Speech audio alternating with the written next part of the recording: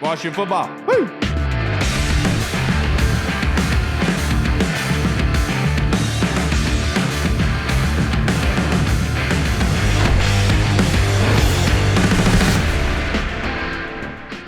Hello, everybody, and welcome to the Burgundy Zone. I am your host, Kyle, and I'm joined by my two co-hosts, Michael Hall and Michael Reed, but we are joined by a very special guest, Andy Turner of the SilverFX.com. How are you doing, sir? I'm very good, mate. How are you? Doing fantastic. Andy's company is actually going to be overseeing our merchandise, a lot like other podcasts and other teams, like Andy Burroughs, the DC Tweet team, where you can go and buy our merchandise and Andy will get it for you. Andy, if you can a little bit, I'm going to disregard you being a Raiders fan. Okay, we're gonna brush over that. But if you could kind of talk about Silver FX and kind of give the guests, guests a better look into Silver FX and what they have to do. Yeah, well, I've owned the company about 12 years now, and traditionally in the UK we do a lot of obviously netball, football, that kind of, not US football, like soccer, that kind of thing, really. Sorry, yeah, and but obviously I'm a mad passionate NFL fan. I've been a Raiders fan for over 25 years, so wow. I've watched it progress in the UK from nothing really up to a point now where we've got an NFL channel. We get Red Zone. We got NFL Game Pass. Everything and anything we have really. So probably we can watch a lot more games than you can in terms of local games over there, and kind of when blacked out and stuff like that. So So obviously in the last, with COVID and stuff like that, there's been as we've all felt the last 12 months, we've had quite a few lockdowns in the UK, and obviously traditional sports that I've been doing haven't been able to do, and I also do schools and things like that, and colleges, and obviously they couldn't really buy any merchandise or anything like that anyway, sports kit. So I thought I would start doing some NFL fan club stuff. So I'm in 2 or 3 big WhatsApp Raiders groups. So I started trialing that, and everyone really loved the merchandise. So I kind of started DMing some UK fan clubs, and I do probably 10, 12 UK fan clubs now. A good variety of AFC, NFC teams. I'm getting more and more online all the time. I actually dropped the Giants one today just to make your day even better. I'll put the Giants in there as well. So I pretty much do anything. And I do something for the Eagles, and I do some. Obviously, I do quite a bit for different types of Washington stuff. And I dropped the UK Cowboys one last week. So I've pretty much NFC East. I've pretty much got it all sorted really. So yeah, and obviously, and from that, obviously, I met Andy Burroughs from DC Tweet team. I started doing his merchandise, his podcast stuff. And then, because Andy's quite well known in the UK in terms of what he does podcast wise. He's a celebrity. He got me, well, he is. He's like the king. So he's got me into a few other ones. So I do probably 7 or 8 different podcasts in the UK. One of them I go on quite well, which is Third and Short, which is a UK one I do. And I do quite a few other ones. And obviously, through Andy, I messaged Carl about doing something for you guys, which has come to fruition. I'm also just about to drop Jesse's one at the Bleeding Burgundy podcast as well. That's going to go online the weekend as well. So yeah, and I've got a few more in the pipeline. So yeah, it's going really well. And in terms of what I love, I'm a mad passionate NFL fan, so it's great for me to combine business with doing something I love as well. So it's really cool. So. Absolutely. And so I had to ask you, in regards to the Super Bowl, what do you think is going to happen? What do you think that Tom Brady's going to win his 7th Super Bowl, or are the Chiefs going to start a dynasty?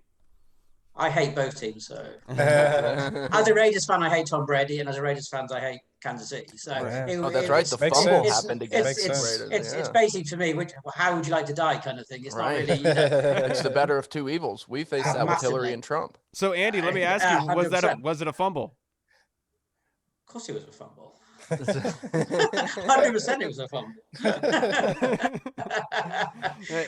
So I'm even though Tom Brady's, it's a bit like you're not going to want the Cowboys to win any Super Bowl, are you? So it's a bit like me. I'm not going to want Kansas City to win now. Even with Tom Brady there, I'd rather Tampa Bay win it. But the way Kansas City's offense is and the way their defense is playing and getting some big plays out of their defense, I think there'll be too much for Tampa Bay to handle, even though Tampa Bay's defense has really come around in the last few weeks. They bailed Brady out the last couple of weeks. Really, their defense is playing so well. So, But heart says Tampa Bay, head says Kansas City. Right. Yeah. Remember the first time these two teams met earlier this season? That was when Tyreek Hill had like 200-something yards in the first quarter receiving. Yep. He was on pace for over 800. Yeah. Yeah, I was on a podcast, didn't I? I said exactly the same thing. First half, they just couldn't stop them. Yeah, Did they? Up and down the field all day long. So. And who can when they're on? One question I have to ask you: we've been having a lot of quarterback debate here in Washington. With everything going on. Yeah. I hear so many Raiders fans that just don't like Derek Carr. They're just not pleased with him. I don't know if maybe it's just you guys haven't won too much with him, but to me, he seems from everything I've seen, everything I've heard, he's a good quarterback. He's very good. Well, I've got a DC. Is that okay? Good. That makes sense. I didn't even see the DC4. So are you you want to stick around with Derek Carr? Because I would take him in a heartbeat in Washington. I know you would. Yeah, I'm a massive Derek Carr fan. I mean, problem is you're comparing him to Mahomes in our division, which is hard. Now Herbert's in the division as well.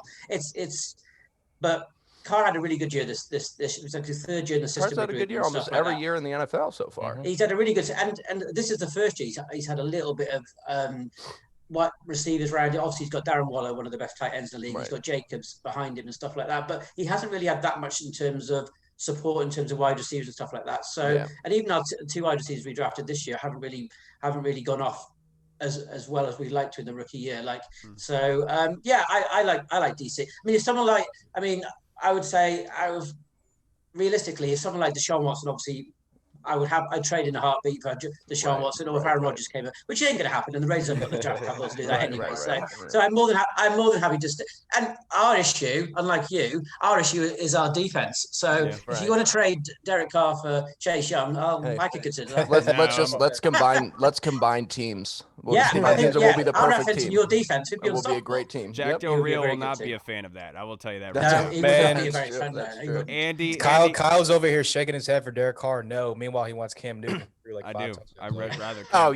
Derek Carr cried on the sideline. But Andy, I really do appreciate you coming on. And if you guys haven't already, check out silverfx.co.uk to be able to go online and look for the merchandise. You can go in and you can look up Washington football team, or you can go look up the Burgundy Zone or the DC right Tweet in the team, search bar, and you'll find our merchandise right there. Andy, thank you so much for joining us, sir. Thank you, Carl, and thanks for having me on. And hope you guys enjoy the merch. And I will talk to you all soon. Yeah, man. I'll talk to you. I'll talk to you this week about the merch. Oh, yeah, perfect, buddy. All right, man. Thanks, Mine's coming on Friday. All right, Andy. Thanks, guys. All right, take it easy. Bye-bye. I love the merch there, by the way. They have some very nice, I looked at the website. It's pretty good. They've got some really, really dope hats, especially the snapbacks, the sweatshirts. They've got some joggers that are nice. They got a lot. He's got a lot of cool stuff there. Definitely check it out. Yeah, and the one thing I wanted to talk about, because I brought up the Super Bowl, but the one aspect of Tyreek Hill that I wanted to talk about was I know that he's fast and he's been great with Pat Mahomes and Travis Kelce and everything. But one aspect I don't think that Tyreek Hill gets a lot of credit for is the fact that he stayed healthy. Generally, when you have those smaller, faster guys, Hull and I have talked about this before, what's the difference between the old-time 70s, 80s football players and today? When you have an 18-wheeler, it's hard to bang that thing up. But when you have a NASCAR that doesn't weigh that much and is fast as all hell, they could get wrecked really easily. And that's typically what happens in the NFL nowadays because it's all about speed. Tyreek Hill has managed to stay not injured at all throughout this time. I think he deserves a lot of credit for that. Yeah, and I completely agree with that, especially being a smaller receiver. One thing that I think is going to be interesting about this Super Bowl, I'm sure we're going to get into it, but it's the way that these linebackers for Tampa Bay are going to be able to hopefully cover Kelce. I know nobody really can, but the two middle linebackers with Devin White and Levante David, and then those safeties that are all very good in coverage. If they can combine something, I know you can't stop Kelce, but if you can contain him a little bit, and then that'll be very interesting to see how they do that, I think, with those playmakers on the defensive side. But obviously, Tyreek Hill went for 200 yards in the first quarter, the first time. Well, yeah, that's the thing, though. You take him away. Yeah, that's the thing where you can kind of Watkins. That's the thing. You can kind of cover. You kind of shade Kelce. You can put a spy on him. Those fast linebackers, obviously, they can keep up with him. Right. There's no one on the field that can keep up with Tyreek Hill. And even if you can somehow double, triple cover him, like you just said, you got Mecole Hardman. I'm pretty sure Sammy Watkins might be healthy. Even if he's not healthy. He's coming back. Yeah, he's going to have Sammy Watkins. Even if he's not healthy, you still got what's his name? Robinson. So it's just DeMarcus Robinson. Yeah, Unless you sign Usain Bolt. Yeah. All right, everybody. Or an actual cheetah. All right, everybody. We have the alumni Mr. Doc Walker, joining us for this episode. Again, sir, I can't thank you enough, Mr. Walker, for joining us yet again. Look at that sweatshirt. Woo! Look at that. Yeah, Looking can't even fly, see it, sir. Love it. Hey, man, let me make sure my sound is hooked up. You look good. Sounds good. Make sure that you guys can hear me. We can't see. We just see a floating head. Because your camo shirt. The camouflage. Looking snappy. Okay. Looking good. Hey, man, let me test this one. There we go. All right.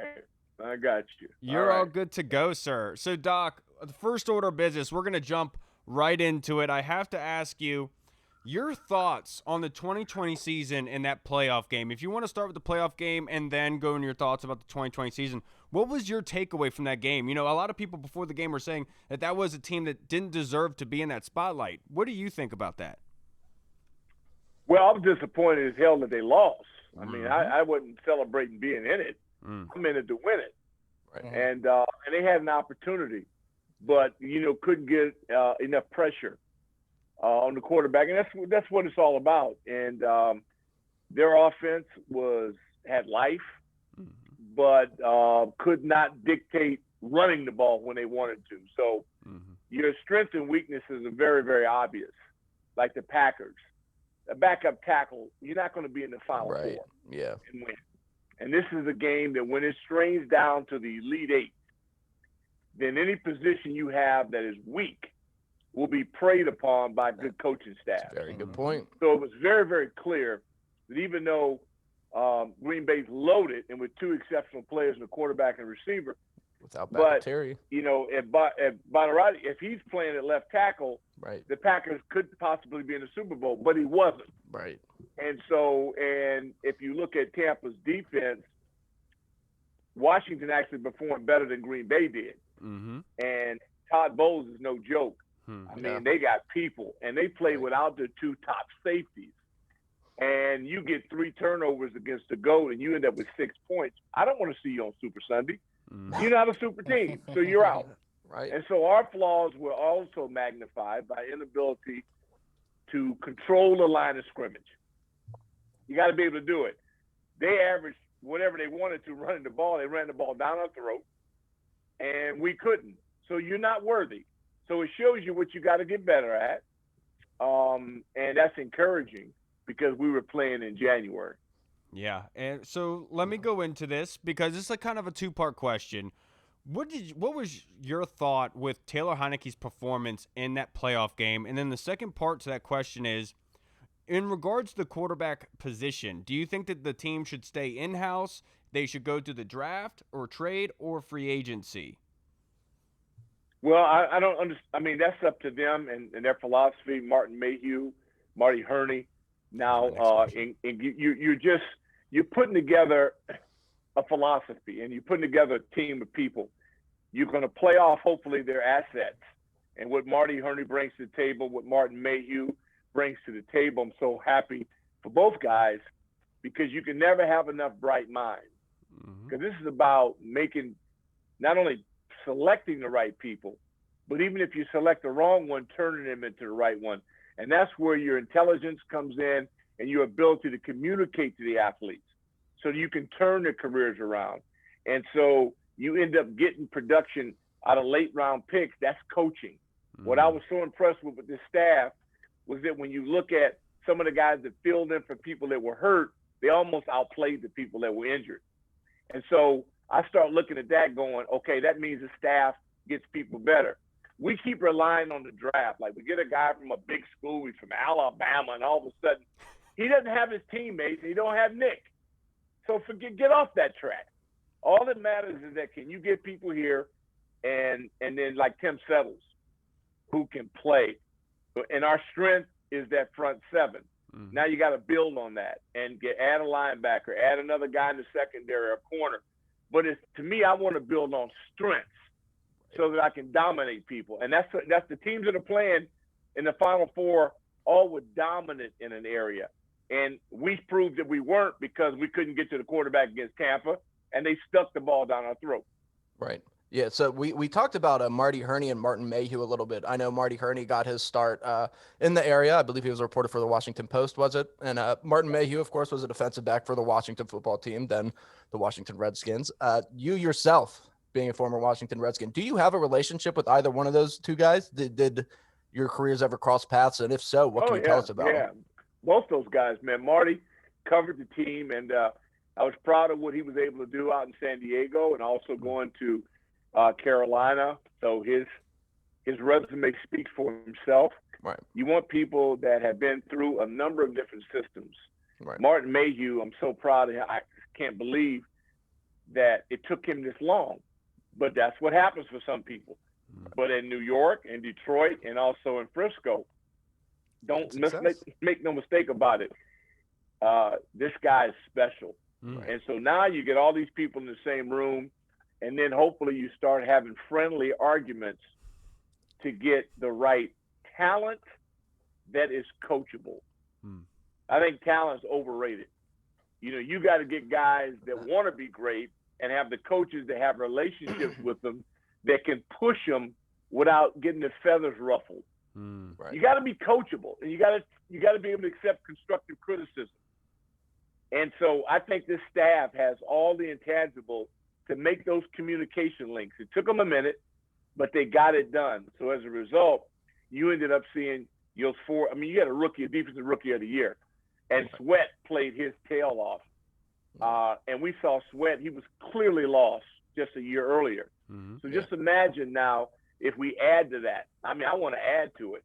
Right. I mean, I want a unit that is thought of like the Fearsome Foursome, the Purple People Eaters, Doomsday, or some of the great fronts we had. You cannot have enough because you have to be able to sustain an injury and still be dominant. Right. And that's what this group has the potential to do.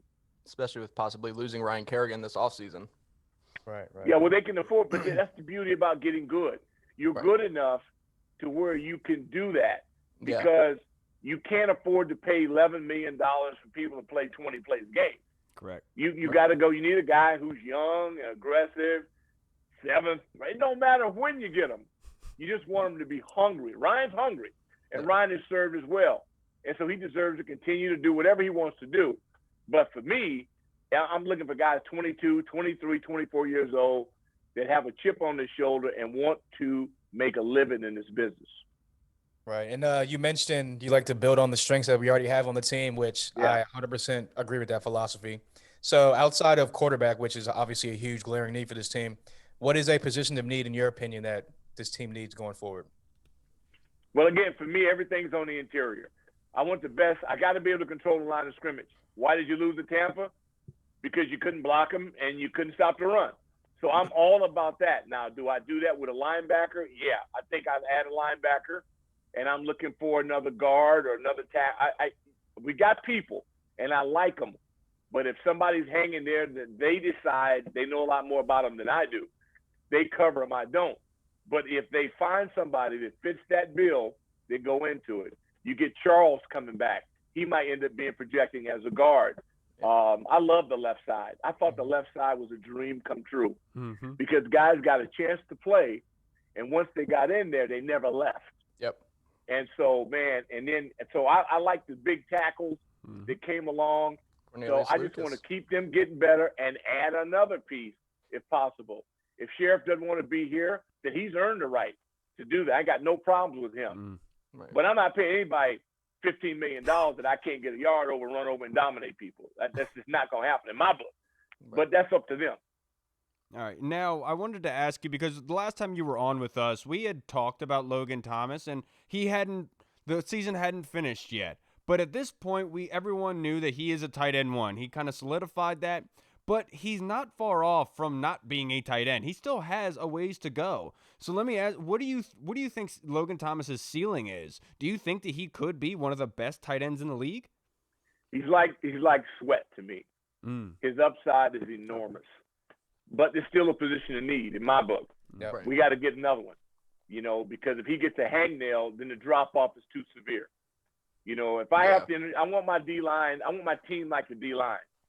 No matter who is in, I still know I got production.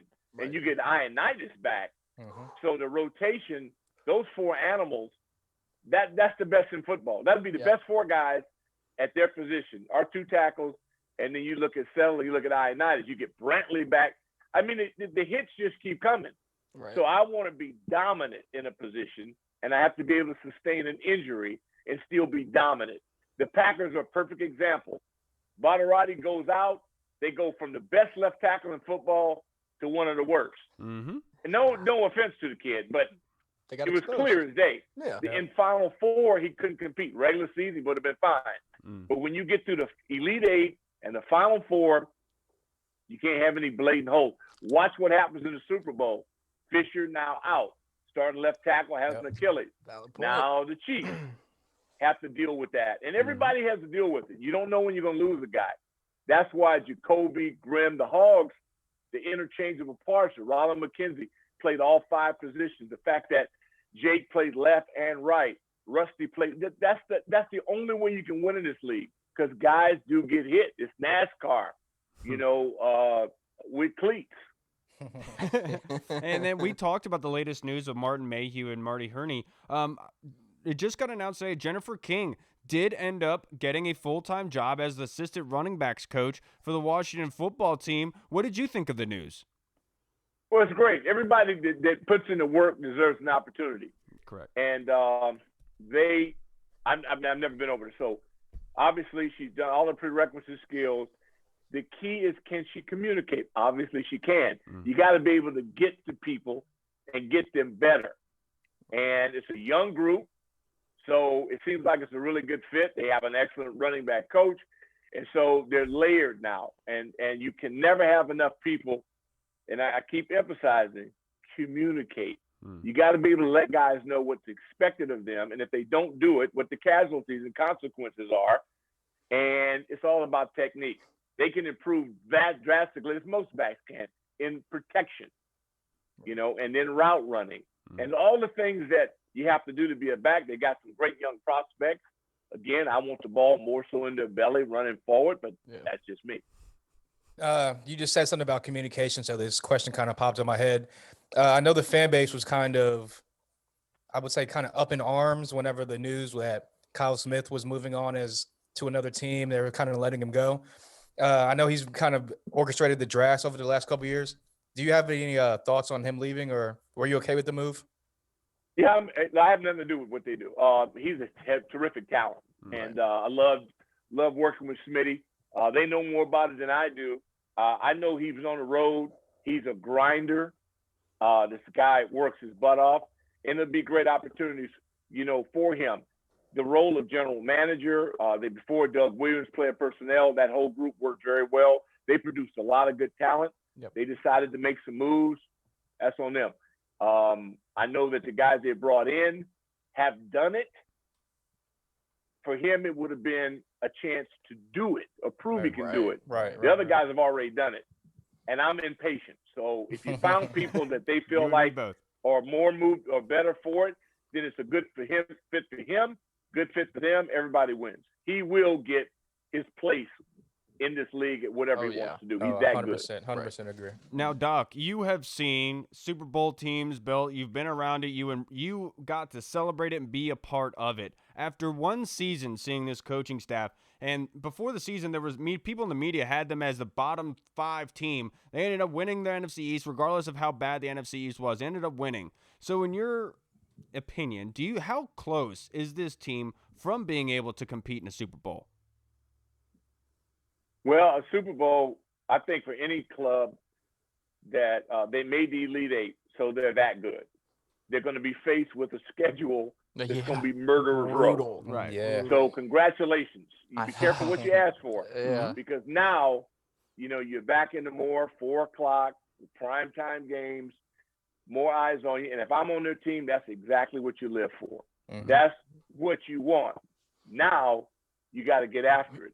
And it's all about depth. And they've got to get some positions solidified. They've got to get a bona fide 2 receiver. Yep. They need a backup tight end. I always want another lineman. And I think linebacker.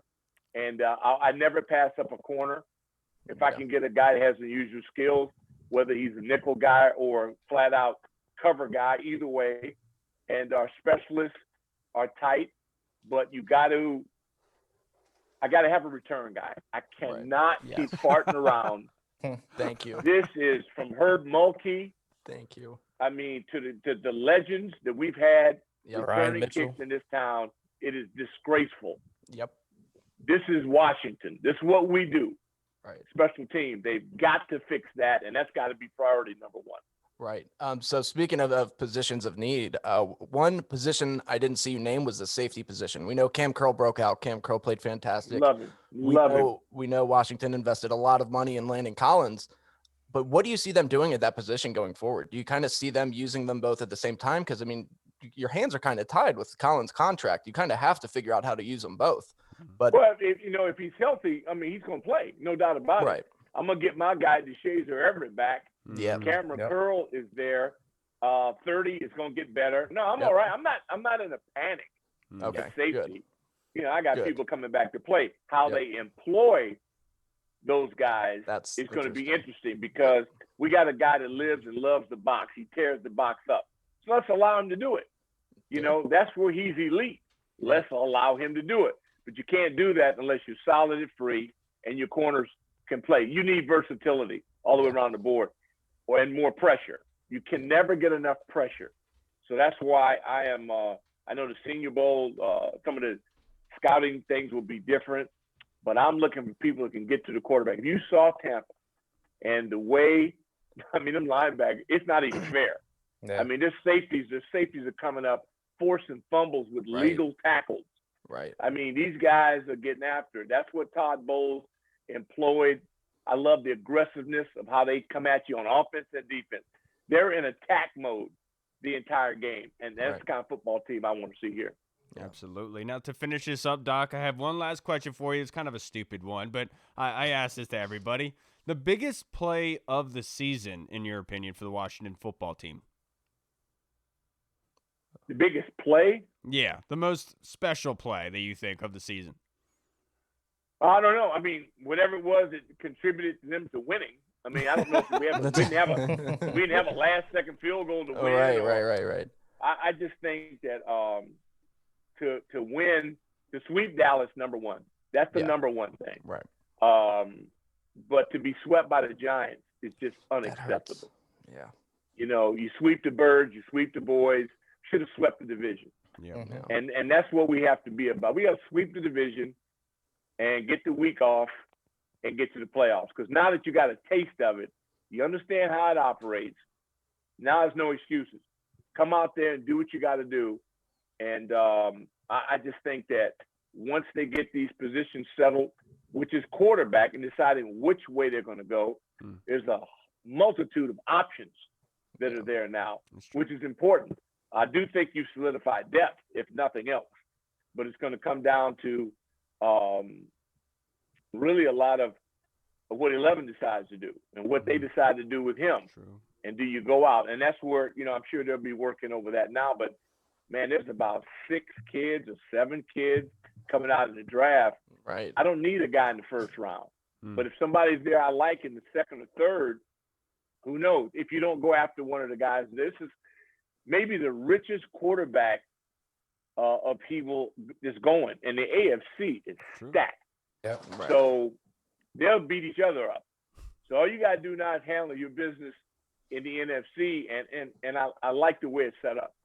Yeah, absolutely. Doc, I could listen to you talk football all day long. I want to run through a wall right now, to be perfectly honest. No, man, no. It's just, look, usually, you know, we're in dead last. We're coming off this deal. You're worried about you're going to have to get a new coach. This is the first. It's refreshing. Yep. Yeah. That, you know, we're in the tournament. We're legit. We jumped up in prime time, you know, and broke the jinx. Didn't win the final game, but represented in a way that I think everybody's encouraging. So the team with no name proved that they have a spirit. And the football team, I love it. So the Washington football team, you know, stands on an island on its own. And I think that if they continue to win and can do it that right, man, it's not going to matter because we have something to work with and we have something to follow. And so, you know, I don't want to regress. I don't want this to have been like a tease. Right. I want this to be the way we do business. 1 second. Oops. You know, under we can move forward. Absolutely. Doc, I can't thank you enough for joining us again. It's always great to be able to talk with you and get your thoughts on the 2020 season and looking forward, because you got me hyped up, sir. I won't lie to you. I'm ready for September 21 already. I'm on the outside looking in, but my eyes still work. I like what I see. And now the most important thing comes into now is making the right decisions. Mm-hmm. You know, and in the past, we just fall in love with too many people you don't win with. Right. And to me, nobody deserves to hold this real estate down unless I can win with you. You know, I got to be able to win with you. If I can't win with you, then go get paid somewhere. Go do whatever you want to do. But here, to me, just look at that. If that schedule doesn't excite you, then you're not who I think you are. Dude, it's going to be a fun season, and hopefully they have a lot more primetime games next year than they had this year slotted. It's going to be a lot of fun going against the Chiefs. A lot of great teams that they're going to be facing. Next year is going to be a lot of fun, Doc. You're absolutely right. Yeah, and it's going to require depth, and that's the beauty about it, because you're playing these caliber teams, and you got to be able to make sure that if you sustain an injury, it doesn't ruin you. You know, and that high-level competition. One guy, left tackle, Green Bay, game over. You know, and it's just as good as they were, and then they knocked the back out, so you lose your back. Your left tackle's down. You can't get 17 the ball. And then they made some of the dumbest decisions that upstairs you got to think about, and you go, just like that, it can happen just like that, no matter how good you are. So to win this thing and to get to this game is not easy. And that's why I think we all get so juiced up over it, because we've lived it, we've been through it, and we're desperately dying to get back into this, man. I mean, I hate that we're not in it, you know, and so you got to be patient. And I'm impatient, just like you are, Doc. But I have no patience. I don't ever want to have that patience. I'm ready to win now, losers. sir. Absolutely. Hey, George Allen said it best, man. The future is now. Yeah. You know, and he did it with guys at the end of their career. Right. I know we can do it. We get enough group of guys in the beginning of their career now. It's time to rock and roll. Yep. Absolutely. Doc, I can't thank you enough, sir. I hope you have a great night. You've been a great person to have on. You've been very nice to come on multiple times. Thank you, sir. Yes, sir. Appreciate it, man. You got it, man. Have a good one. The football team. Absolutely. Yes, sir. There we go. Take it easy, Doc. You got it. All right, we just spoke with Doc Walker again. I love hearing him talk football. I love Doc. Love Doc. It's between like him and Brian Baldinger, man. I'm just like, right, they can both just get you literally. So I just am like, up give me my helmet. Let's go. Can you say his name right? It's Baldinger. What did I say? Dinger, yeah. Yeah. You know what I mean. Brian Baldinger. the guy with the pinkies. The guy with the pinkies. The guy that breaks down stuff, you know. Yeah, but we were, before we get into the fan questions and the rest of the episode, we were briefly talking about the Super Bowl matchup and what had happened over the weekend. And I just want to say, like, we had talked about what the keys for the Super Bowl teams are and what are the keys for Tampa Bay and being able to win this football game against the Chiefs, which nobody has a recipe to stop them, really. But my opinion, it's getting after Pat Mahomes. He has that turf toe injury. And if you're able to get after Pat Mahomes like they were with Aaron, I think that's their best recipe for success. They can have controlling the clock. They can score a bunch of points. Doesn't matter. Pat Mahomes and them can score 21 points in 5 minutes of possession. I've seen them do it. Right. Yeah, it doesn't matter. So in my opinion, they have to get after Mahomes. I think that's their best recipe. And Doc brought up a very good point. Aaron Rodgers this season has been phenomenal. He was the MVP of the league. David Bakhtiari goes down. They're all pro left tackle. All of a sudden, Aaron Rodgers doesn't look like Aaron Rodgers anymore. So if you can pressure that quarterback, I know Mahomes is a little bit younger than Aaron Rodgers, so he moves a little bit differently, but they have similar games in that sense where they like to move around. But if you can pressure, I think the Super Bowl is going to be a lot better than people give it credit for, in my opinion. Definitely. Especially with 100%. Eric Fisher being down and what we saw that Tampa Bay pass rush do to Aaron Rodgers. I'm excited for it, man. Yeah, and to circle kind of back to like Ty Washington into this, Tampa Bay's kind of similarly built like Tampa Bay. You got two bookends on both sides that can rush the passer with Young and Sweat. If we can get at least one linebacker that's anywhere, got two studs. anywhere near Levante David. Hey, we could get a Levante David. Exactly. He's going to be a free agent, yeah. So if we can even get just one stud linebacker, we got cornerbacks are safeties great. Like them. We have two physical safeties that can come up. They can play the pass. They can get in the box, play the run. So again, if we obviously we're not going to get a GOAT quarterback like Tom Brady, Right. but if we can just solidify the quarterback position, this defense is ready to win. And like Doc said, a bona fide number 2 receiver, Right. keep building that line, and obviously a quarterback. I think we're off to the races in the NFC. Yeah, we don't have a Chris Godwin or Mike Evans yet, but we're hoping to find him this offseason. Well, Chris Godwin is a free agent. That's what I've been saying. Chris Godwin could be our Chris Godwin, and Levante David could be our Levante David. Yeah, I've been saying Kenny Golladay and Godwin really excite me, but I will not be angry with like Corey Davis or one of those free agent wide receivers. They would be fantastic, and they would be plug-in. It's Samuels. And Curtis Samuel. He fantastic fit in there. Now let's head on to our fan questions, and we have to start with none other than the Colonel, who had some great questions Always for great us. questions. And this is actually a very intriguing question. Is the Washington football team in the market for a running back haul? Look, Doc just said it. You want to improve your strengths. I think that You got to go against your boy here, bro. No. I mean, look, Antonio Gibson is obviously ascending. He's ascending. He's going to be a good running back in this league. I 100% believe that. So I would definitely say, I mean, obviously they're going to probably draft one in like a later round, but people in the beginning were like, oh, we need to draft Najee Harris, blah, blah, blah, blah. I'm like, whoa, calm down. We have a running back. We don't need Najee Harris. We can bring J.D. McKissick back. He can be kind of our scat back. I don't know. Bryce Love is up in the air. I don't know if they're going to bring him back, what they're going to do with him. He's another little speedy. They're not married to him. Exactly. But Gibson, McKissick, I'm 100% good with them going forward in 2021. Yeah, and I've been doing the mock drafts with the mock draft simulator on the Draft Network, and I've been targeting Trey Sermon and Khalil Herbert, 2 guys that are in mid-rounds I think could really pay dividends to the Washington football team down the road because, you know, as much as I like Peyton Barber and the short yardage situation he does bring and that element to the team, and I love J.D. McKissick as well, but in my opinion, I want that third running back to be somebody who has potential to be a starting running back. And I think that Khalil Herbert and Trey Sermon would be the best recipe for that, in my opinion. So, yes, I do think they're in the market for a running back. I just hope it's not in free agency. They did it last year. They took 2 running backs off of free agency. I want that to change this year. I want to continue of getting a running back in the draft. And from my opinion, it's Khalil Herbert and Trey Sermon. Those are 2 guys I'm targeting. What about you, Reed?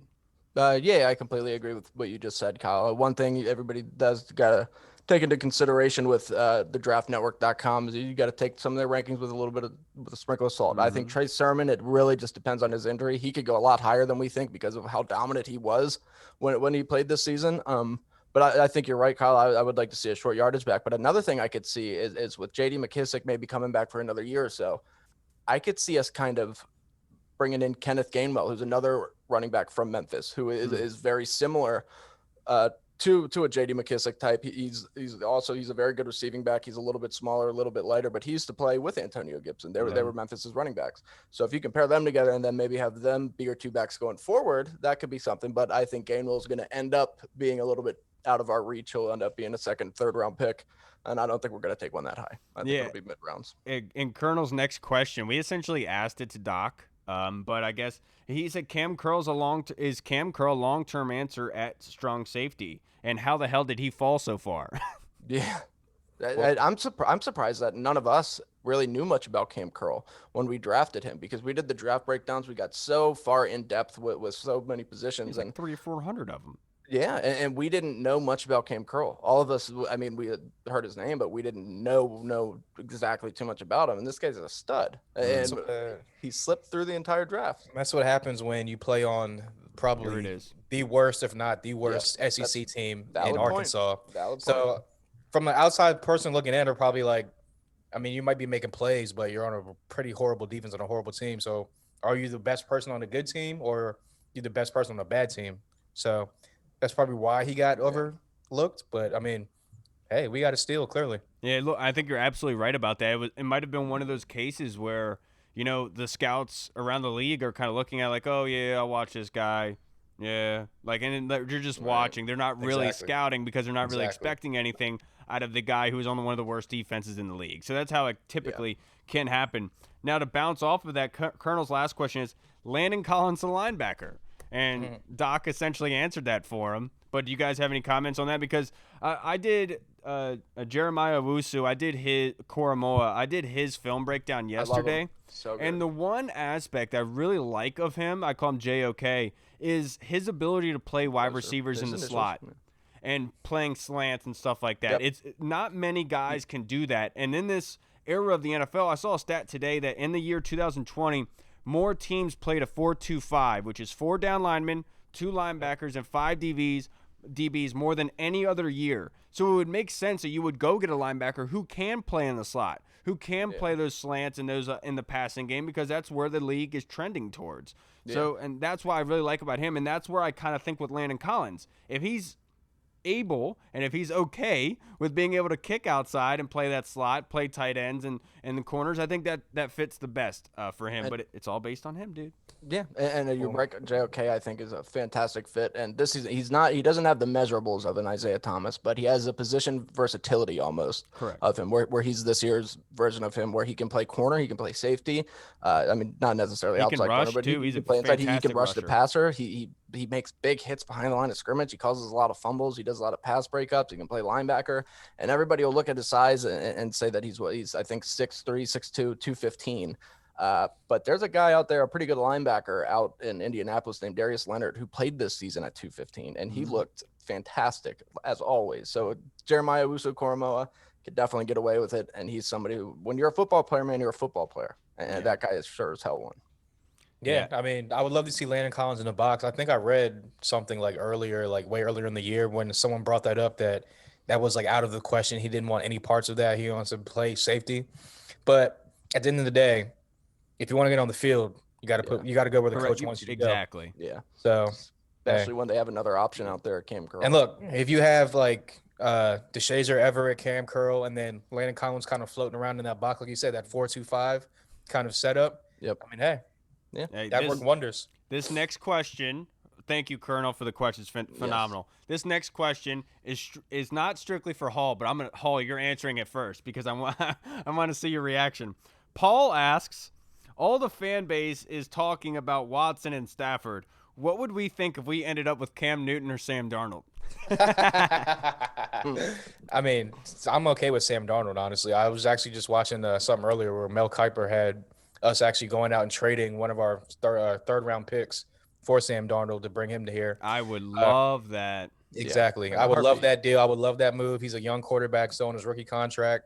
Obviously, you can build around the rookie quarterback. Sam Darnold for a third-rounder? Exactly. Yeah, he's more athletic than people think. Yep. I mean, obviously, it didn't really work out. Hasn't really worked out a lot and very too well in New York. But look at all the chaos going on in New York. And again, he showed the spots. He showed the highlights. And when he actually had all three of his receivers, Perryman, Crowder, and Mims. Yeah, and Mims healthy, they were putting up pretty decent numbers. The offense was actually moving the ball. So I think that if we get a number 2 receiver, we can bring in someone like Sam Darnold. I'm not even going to mention Cam Newton. He's not even out of the question. Nah, seriously, though, I mean, look, Cam Newton obviously didn't have a lot of weapons in New England this year. But, again, that doesn't take away from the fact that he, I think, either led the league in fumbles or was like top 3 of the league in fumbles. Doesn't take away from the fact that he threw 5 passing touchdowns through week 17. I know. But look, and if you watch him throw the ball nowadays, it's like he's putting his whole like body and effort into throwing the ball. Right. If they bring him in because they're comfortable with him, his leadership would actually be A1 to be like top in the locker room. But at the end of the day, I want my quarterback to actually throw touchdown passes. Look, I know I've said multiple times that I would not be against Cam Newton coming here. But the thing is, you have to understand, when I say that, his stat line and his passing ability is the last on the list of the reasons why I would bring him in here. You know, it's the leadership aspect that he brings. It's the familiarity with the system, and combined with the weapons that they have, and having Logan Thomas, who I think is a replica of Greg Olsen, I think it would really benefit this offense. It kind of fits because, like, the whole arm strength thing, you know, I hate to say it, but, you know, like, Alex Smith does not have the greatest arm. You know what I mean? So it's like this offense, we've seen that even with Alex, you can win games with a quarterback that is smart with the football, and that's where the turnovers come in, Hall. So you're absolutely right about that. He needs to be able to take care of the football. But I will say, Paul, I would be ecstatic if they were able to get Sam Darnold for a third-rounder without having to use that first-rounder, without having to ship out Deron Payne Jonathan Allen or Matt Ioannidis or Tim Settle, if they could keep all that and just give away a third rounder, Sam Darnold, I'd be all over it. What about you, Reed? Yeah, that's literally something that I've been saying for the last few weeks, that would be one of the situations that I'm 110% okay with. I loved Sam Darnold coming out. You're right, Hall. He has extremely underrated athleticism, where if he's in the right offense and he can do the things that he's capable of doing, like we saw in college, he is kind of the new age quarterback, where he can run around, he can get out of the pocket, he can avoid the rush, he can make plays, backyard football style. And I love Sam Darnold. I think he was in a terrible situation in New York. If we get a chance for him for a third-round pick, I know third round has been our money round the last 2 years, but that's why we have 2 of those picks this year. I would take that in a heartbeat. It's not even a question. As for Cam, you both bring up good points. I'm personally not a Cam guy, but Kyle, I think you're right. His familiarity with the system and just Hall, like you said, his leadership could be something that could greatly benefit this team. But his play definitely worries me. And with the whole arm strength thing, I know you're right, Alex Smith doesn't have arm strength, but Cam's not one to check the ball down. Even though he doesn't have arm strength, he's still trying to throw it down the field. So it's true. That's a good point. That's a fantastic point. I mean, look, my whole thing is, look, if we bring in Cam, obviously, like you said, the leadership thing, he can still run the ball at an elite level. My whole thing is, we just came from quarterbacks that are only throwing the ball like 8 to 10 yards down the field. Right. I want this offense to be opened up. I want this offense to be explosive. Especially if we're going to have more weapons and more speed, we got to be able to stretch the ball down the field. And at this point in his career, I mean, he threw for like 300 yards.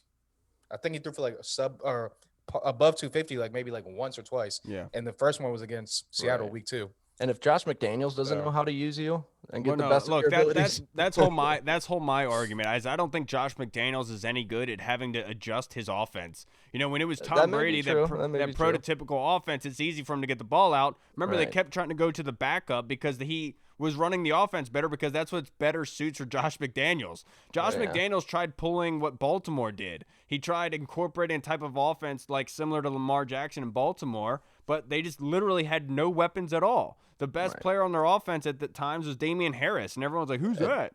It made sense though with Sony Michel. I mean, I know that they had some injuries at back, but with their strengths at being at running back compared to receiver, you're right, they didn't really have any good running backs, but they had a plethora of average running backs compared to their receivers. I mean, it made sense why they tried to do it. It just it didn't work all season, so at some point you have to pull the plug.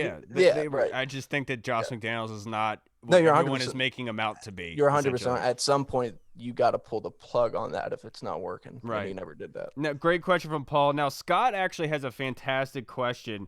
A player that doesn't return next season that would have us at a shock. The player that doesn't return next season that would have us as a shock. I don't want to predict this, but I think that I don't even want to say it. But if Brandon Sheriff leaves, I don't think that. I think that he's proven himself. Ron Rivera says he wants guys to prove that they want to be here. He was a first-team All-Pro the first time in 25 years that we've had a first-team All-Pro. Brandon Sheriff, though, he's going to demand a lot of money. He really is. And depending on what's going on with that quarterback position, maybe they feel like they can get – look, they used to have some no-names on that line that performed well with Wes Schweitzer and Cornelius Lucas. Maybe they think that they can get similar production from somebody at right guard. I don't think it happens. I think we keep Brandon Sheriff. Thank God. I love the dude. But who knows? That could be the big surprise that we don't bring back. Yeah, and I think that's a great question, to be perfectly honest. So I'm going to go with Landon Collins. That I'd be shocked with. Yeah. And that would make a lot of sense for the Washington football team. You know, it's kind of like sticking out like a sore thumb right now, because Cam Curl really did play well in his absence, and Landon's not particularly built for free safety spot. You know, Cam Curl solidified that strong safety position. So as a Washington football team, they're going to have to make a decision. It wouldn't surprise me if Landon Collins is not in the plans next year, because if you would have asked us last January who this would be, none of us would have said Dwayne Haskins or Darius Geis. In that scenario, or not even AP, and wouldn't say AP either. Exactly. Honestly. Yeah, so you never know what's going to happen. What about you, Hall? What's your player that would lead them? I'm actually going to stick on that side of the ball, and I'm going to stick in the secondary. I wouldn't go as far as shocked, but I would be. Yeah, actually, I would probably be shocked and kind of disappointed if they don't bring back Ronald Darby. Yeah, led the league in pass breakups. Had a great year, had a bounce back year for us. Had a great year. So much better than anybody thought. Exactly, he would. Played way better than anyone expected. Before you keep going. God, good Lord. Tony, after 2 questions from Scott, we'll get back to the other question. Tony's question was, would we re-up Darby or look to free agency of the draft for the corner spot? Well, yes, I think I would re-up Darby, and like I said, there's Darby. mutual interest on both sides. He wants to come back. I'm pretty sure they said they want him back. It's just going to be about what number do they want him back at contract-wise. But yeah, I would definitely be shocked to answer the first question, and to answer the second question, hell yeah, we need to bring him back. And Darby, people forget Darby's still a relatively young corner. He's only 26, 27. He played very well his early years in Buffalo. And then, of course, he struggled in Philly. But I remember getting into it with Philly fans this offseason and then being me saying that I thought Ronald Darby would have a good year because he's talented and with this defensive front. And them all being like, Ronald Darby? Did you see what he did with us? He's a joke. Don't expect anything from him. Did you guys see you guys eating horse poop? Right. Yeah, no, people don't forget. Well, people don't forget. Yeah, people if they watched the film fantastic this year. If they watched the film when he was in Philly, like I mean, he had injury problems when he was in Philly also, but his problem was he would be in position. He's on the receiver deep. He's covering his guy. Yep. His problem was he couldn't turn his head around to like find the ball and ball placement. But again, you lead the league in pass breakups. Clearly, you're doing something right. It's just something with Philly, man. Like Nnamdi Asomugha went there, and he was. Well, they completely misused him, right? I mean, it's just for some reason these free agent signings that go to Philly just don't pan out. Except for Malcolm Jenkins. Right. Great question. Yeah. And for Tony I would re-sign Darby, and if they didn't, I would more go towards the draft. I think there are some good quality corners in this draft that you can get in the mid to late rounds, but I would rather not have to use one of those in the mid to early rounds on a corner. I would rather be able to use that on a linebacker or playmaker or offensive line, to be perfectly honest. I do think regardless in the mid to late rounds that they're going to take a swing at a corner or somebody in the secondary who can be versatile and who can maybe transition between corner and free safety, maybe be back there just in certain packages and stuff. I think they're definitely going to take a swing at one. And then actually, I just thought of a question. I'm gonna bounce it off you guys. Go ahead, ask it to us. Go ahead. I will. Okay. So with Kyle Smith being ask it in the form of a question though. Jeopardy. So guys, Burgundy Zone guys, with Kyle Smith being gone, do you see our draft picks in the 3rd, the 5th, 7th rounds being up to par like they have been, or do you see there being a fall off now that Kyle Smith and a lot of his scouts and college guys have gotten the boot? That's a very good question. You know, I mean, like I just said, if you look at the 3rd round the last couple of years, that's been our money round. You talk about Terry McLaurin, Antonio Gibson. I mean, these guys, it's going to be tough to replicate, but, you know, I have faith that Rivera kind of knows what he's doing. Martin Mayhew was hit on some of these later round picks. We know Marty Hurney is very good in the beginning of the draft. So would I expect a drop off? Maybe you won't get as much production from these mid to late round guys, but I still think any team can find somebody. Yeah, I will say not in this draft because they're probably using their scouting reports. You know, it's not like they're saying, we're taking all of our scouting reports with us. You can't see it. Right. Like I definitely think they'll be able to use it for this year. Going forward. But that is a concern for me, Hall. I will be honest. But the one question I have is I know that everyone kept saying that Kyle Smith was like anointed by the fan base, but it really begs the question, how much input did he have into getting those late round guys? You know, was that based on the scout standing on the table for Cameron Curl or the coaching staff loving Terry McLaurin? You know, that's the kind of question I have. Well, we know Scott Turner is the one who brought up Antonio Gibson. They had talked about that from the beginning. They said Scott Turner kept saying he really wanted this kid from Memphis. So we were going to go out there. We were going to get him for him. And that's why they made that happen. And with Ron Rivera consistently saying during the draft process, I like working with Kyle Smith. We work really well together. To me, that kind of tells me that he was on page with everything that Rivera was doing. So Rivera was like, oh, cool. This is easy. This guy's just saying yes to what I want to do. Hell yeah. And I don't think he's a yes man by any means. We heard the story of him sending up to Snyder, but I just think that maybe they're have similar thought processes, similar minds. I don't know. I hope so because it's a huge loss. Yeah, it is. That's a great question from Scott and Tony. Now, Mike has a question for us. Do we pick a player with the 19th overall pick, or do we trade it away, either with like a trade for a team with like Matt Stafford, for example, or do we trade back in the round? And I'll start with you, Reed. I think we're going to end up staying at 19. I think ultimately, if they do go after Stafford, I think his price may actually end up dropping a little bit just because it's known that he's going to get out of there. Our team's going to offer their 1st round pick. I know Detroit wants to use the picks to move up, but I think maybe they could use a couple 2nd round picks plus their number 7 or 8th pick and move up. But I mean, it depends. But I think that we're going to pick a player at 19. I think we're going to end up going linebacker or wide receiver. Yeah. And honestly, this is probably one of the best questions we've gotten because at that 19th pick, in all the mock drafts I've done, it's kind of in a no man's land, where you don't want to overdraft somebody at that point, but the talent really might not be there. There's some chance of somebody falling. Right. And so, but in my opinion, if Zavon Collins is there, if Jock is there, Jeremiah Owusu Koamoa, if he's there. They just call Woo, by the way, Woo. Oh, do they call him Woo? But also Kadarius Toney, dude. I did a film breakdown on him today. That kid, I love his game.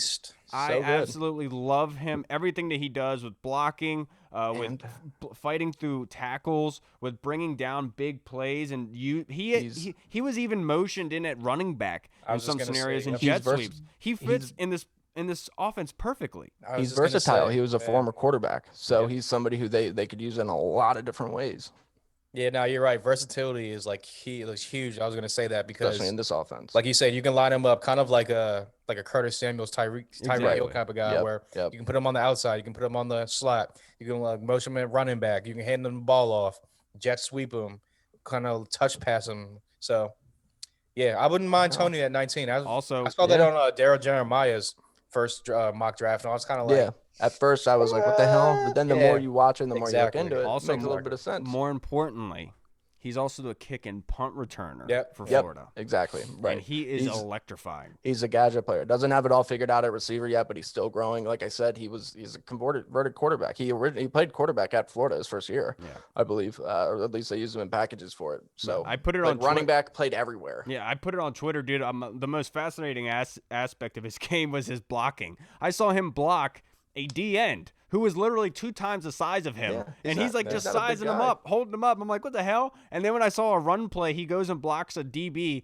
and literally was like, bam! And the DB you could see fly out of the frame. I just love the way the kid plays football. Yeah. And at 19, I'd absolutely love that pick, to be honest.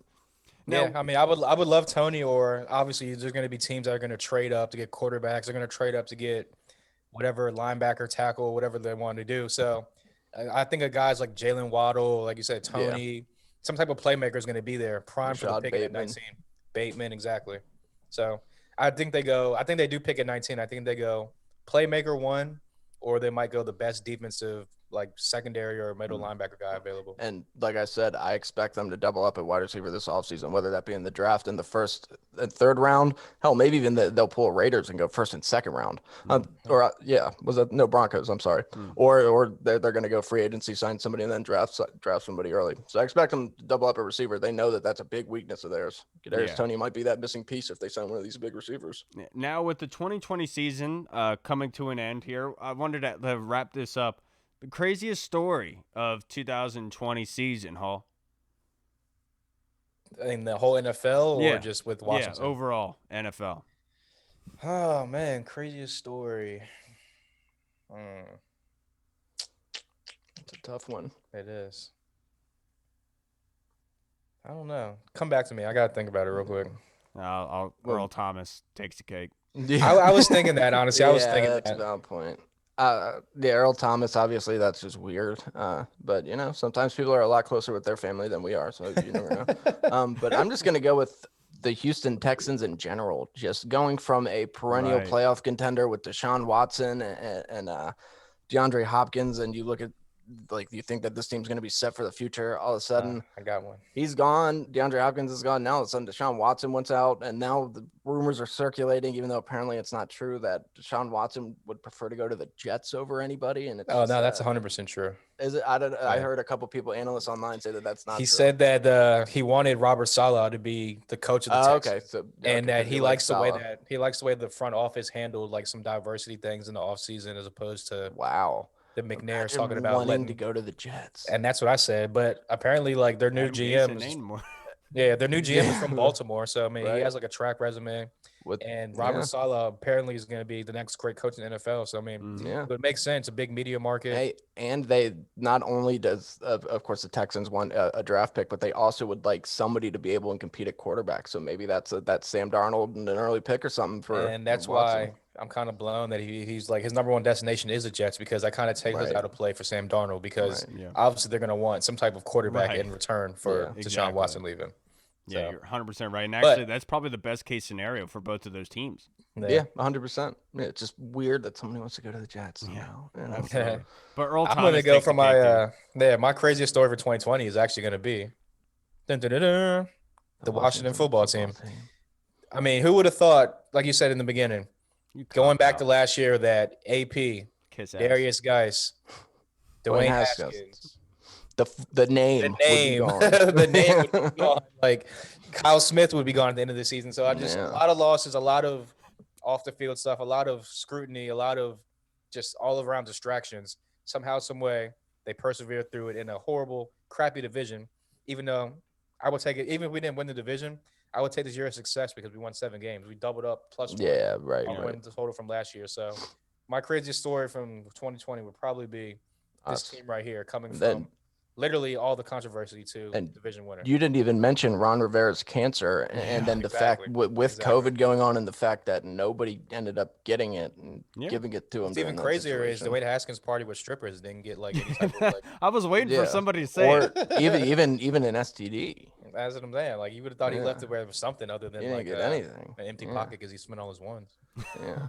At least he bought them the cotton 7. What is it? What are they called? The T-shirt jerseys. They're the real winners of that situation. The jerseys. The jerseys. Yeah. They got a bunch of ones thrown at him and some Dwayne Haskins jerseys. They're balling right now. All right, everybody. Thank you so much for joining us for this episode. Thank you to Andy Turner of silverfx.co.uk. You can go get our merchandise and any merchandise podcast of the Washington football team. You can go to their website and be able to purchase those. And then thank you again to Doc Walker for being able to pump us up about the offseason. Because just like him, I'm impatient. I can't wait to get the season started. You know, I was so disappointed at that playoff game because I realized I wasn't going to be able to see them again for 9 months. And just kind of like, man, it's so long.